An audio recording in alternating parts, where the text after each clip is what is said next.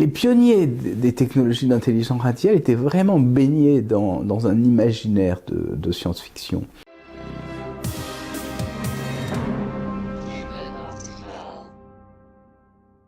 Et les films de science-fiction qui ont été faits aux États-Unis depuis une cinquantaine d'années, eux-mêmes sont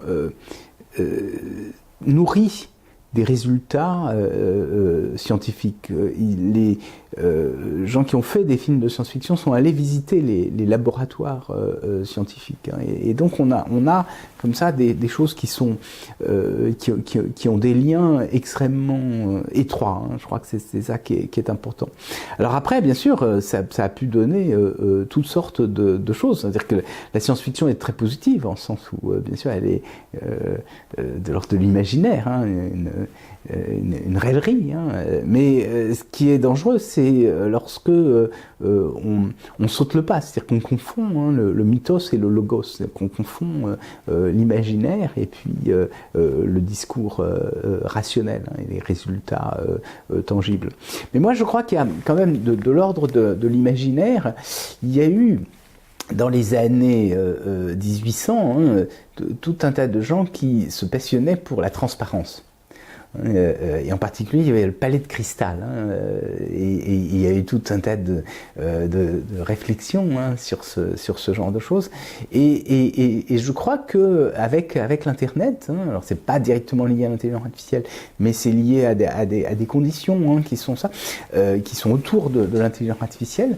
Il y a, je crois, toujours cet idéal de transparence qui persiste et qui, à mon sens, serait en même temps un cauchemar terrible. Même André Breton, vous voyez, il disait c'est formidable parce qu'il faudrait qu'on vive dans une maison de verre hein, qui ne cache rien. Hein. Et des gens comme Steve Mann, qui m'avait beaucoup intéressé, hein, sur lesquels j'avais travaillé hein, avec la notion de surveillance, il avait cette idée que nous pourrions, avec nos dispositifs contemporains, nos téléphones portables, enregistrer tout en permanence et vivre dans un monde totalement transparent qui, pour lui, devait être un monde de grande justice. Et moi, je pense que c'est l'inverse, c'est-à-dire qu'il me semble qu'il y a un équilibre entre la transparence, mais bon aussi hein, le fait qu'on a besoin pour se développer, on a besoin pour construire, élaborer sa propre pensée, on a besoin pour négocier de zones de protection, de bouclier, hein, d'abri. Hein. Et donc la grande difficulté aujourd'hui avec Internet, je crois, ça va être justement de trouver ces zones un peu de protection.